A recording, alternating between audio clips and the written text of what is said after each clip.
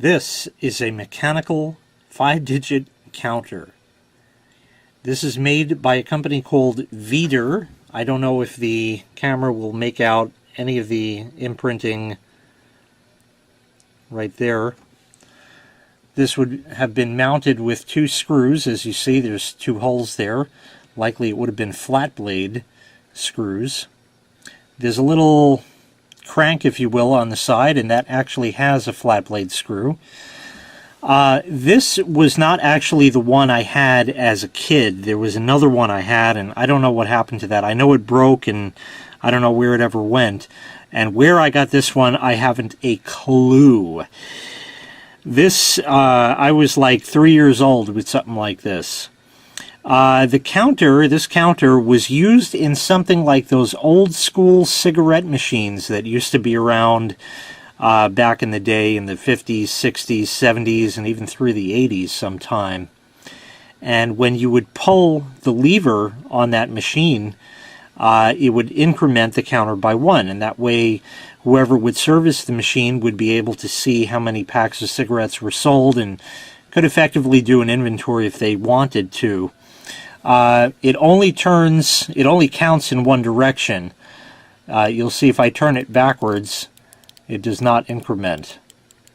But it does increment as I go around like this. And it'll keep counting and keep counting and keep counting. Just like an old school odometer. You know, it'll go around like that. And there's different ways you can do this, you know, that I used to play with as a kid. I got to turn it around.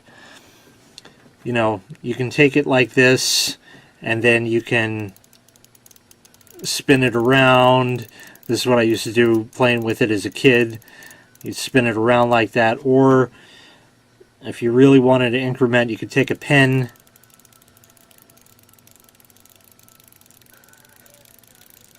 and just keep turning and turning and turning and turning.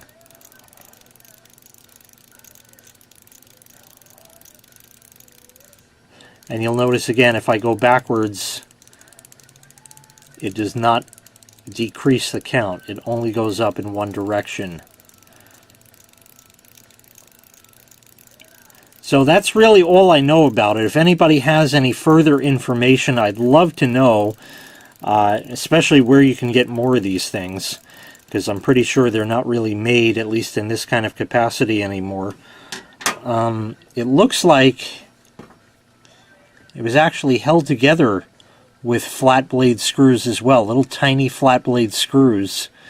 And I'll show you again. I don't know if the camera will once again make that out, but it's made by a company called Veeder.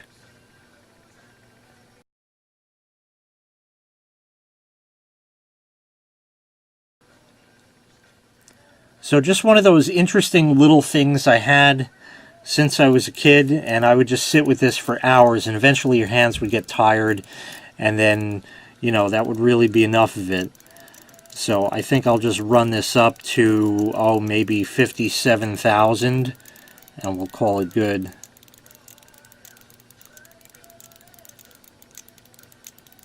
Another interesting thing is that let me actually get this there.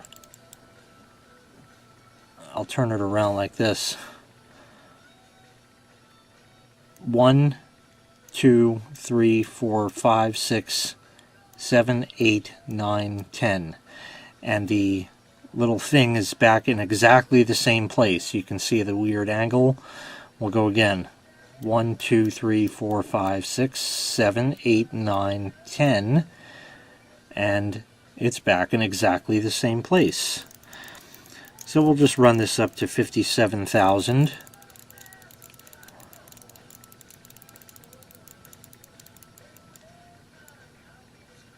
And then you can put the little thing back to, I usually leave it in the down position so it doesn't get hit, you know, by accident and make it 01, because that always bothered me. It always had to be some sort of even round number that I would just randomly pick, you know, or what can I make it go up to kind of thing.